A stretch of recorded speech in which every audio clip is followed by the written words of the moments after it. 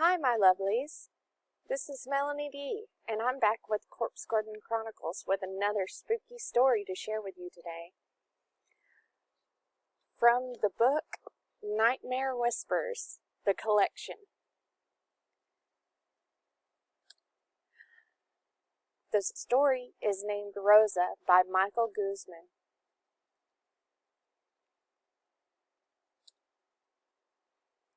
Come on, sister. We have to hurry back before sunset, Rosza called to her younger sister, Caitlin. I'm coming. I got the list of ingredients for dinner, Caitlin called back, a basket of vegetables in one arm and a wheel of cheese in the other. She brought them to the wagon that her older sister was waiting in. Being the daughters of the town blacksmith, they usually went out to sell the tools he created and used the money to purchase the goods that their family needed. But tonight was a special night, one that the whole town turned out for. It would make things difficult for their family for them not to show. I really hope it's not going to be us this time, Caitlin said to Rosza as they started on their trip home. I couldn't bear it. I know, Rosza replied, as she let one hand release the reins of the horse and gave Caitlin a one-armed hug. It's wrong. No one should have to do this. It's horrible that it's become a tradition, so everyone can justify it. Can't we do something else? Anything else? Caitlin asked Rosza, turned away from her, not being able to look her in the eye as she replied. That's the worst part about this. There really isn't any other way. They continued home in a heavy silence. Even though they arrived in time, their parents stood outside anxiously waiting. Hurry, get the horse in the stable, their father, Adelbert, said firmly. We can worry about unloading the wagon later. We don't want to be late. What will happen if we are? Has anyone ever been late since this whole thing started? Caitlin asked. Once, and I won't repeat what happened in that case. Just know you wouldn't want it to happen again to anyone, their mother Julie said. Just then they heard the sound of the church bells ring. Last call, Adelbert announced. Come on, come on. He hurried his family towards the outside of the church, where all the local families were gathering, as his family was the last to arrive, just making it when the 13th bell sounded. Adelbert was getting a lot of dirty looks from his peers. Glad everyone could make it, the baritone voice of the town mayor announced, glancing at the last-minute family. The time has come once again, as it has these past 20 years. As we make our harvest, so too must we allow our beloved queen her own harvest. Prepare the lottery. The mayor was flanked on either side by a guard in shiny armor, each with a halberd at their shoulder and a sword on their belt. There was also a pair of aides to the mayor, who brought forth a basket with wooden tiles and a large vase. Upon each tile is the name of the head of the household. There are those that are exempt, and you may take a step back. However, you must remain as witness, so all will know that the section was performed in a just manner. First, the family with no daughters at all, you may step back. The crowd parted as a small group of families with no children or only sons stepped out of the circle. Secondly, the families with daughters too young for selection, you may step back. A second group of families with daughters that have not yet reached the age of womanhood step back in relief. Finally, the families who have had someone selected previously, you may step back. The last group looked the most confident, as they no longer had anything to fear. The remaining families stepped closer and formed a tighter circle, with the exempt families forming an outer circle surrounding them. Now I shall start drawing lots until the name belonging to someone in the inner circle is called, the mayor explained. All the families in the inner circle noticeably tensed up. Adalbert was clinging to his wife tightly, their daughters to either side of them. The mayor poured the tiles from the white basket into the thin-lipped vase with a loud chatter. Now all shall witness. I have no foreknowledge of the names to be drawn. One of the aides held the vase up to the mayor. Swishing the tiles around, the mayor faced the crowd, thrust his hand inside, and withdrew a tile. Bringing it towards his face, he announced, "Steiner family," and turned the tile around and showed it to the anxious crowd, who held their breath. "Here, the head of one of the exempt families announced from the back." "Very well, next tile," the mayor announced, discarding the first one back into the basket, before drawing another one. "Adalbert family," the mayor called out. Rosza paled deeply, and her sister and mother clung to her. "No, not my Rosza," Julie cried out, and Adalbert stepped forward protectively. "This isn't fair," he declared. "This is retaliation for being the last ones here," he insisted. "Show us the tile." This got the crowd roused, part into support of the blacksmith, part in support of the mayor. The guards tensed, looking ready to break up a potential riot. "You doubt my integrity?" The mayor glared at Adalbert. "You always show us the tile after reading it, so show it," Adalbert insisted. "The selection is always fair and just," the mayor replied, and turned the tile so Adalbert and the crowd could see it.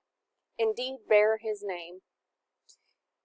"You can't have her," Adalbert growled. The two guards moved towards the family, their halberds pointed towards him. "We can forgive such displays only once," the mayor said dangerously. "You have been honored. Your daughter will forever be a hero to this town. You should be happy for her. Her new life will be better than all of ours. You can't have her," Adalbert continued until Julie put her hand on his shoulder and shook her head. "Don't, or it will be all of us," she whispered, tears in her eyes. "We aren't without compassion," the mayor said. "You have tonight and tomorrow morning to say your goodbyes. After that, your daughter is no longer yours. Unless you intend to break the agreement and risk everyone in the town." Adalbert looked around at the faces of his fellow townsfolk. Their expressions ranged from sympathy to fear to aggression. "It's not worth the fight," Julie whispered to her husband. "Let's make the last night the best we can."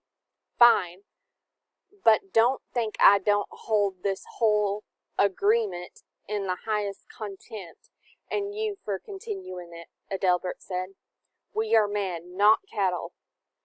We are what we need to be to survive," the mayor said. "Have Rosa's name added to the register of heroines at once," he ordered the guards. "Escort them home and make sure they don't leave until it's time for their daughter to make her journey."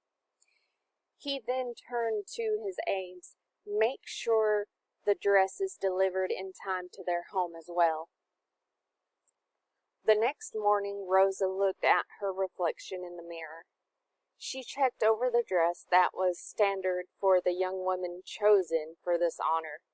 It was beautiful shade of red, the favored color of her new mistress. It had a wide open neck, leaving her shoulders exposed and showing a generous amount of cleavage.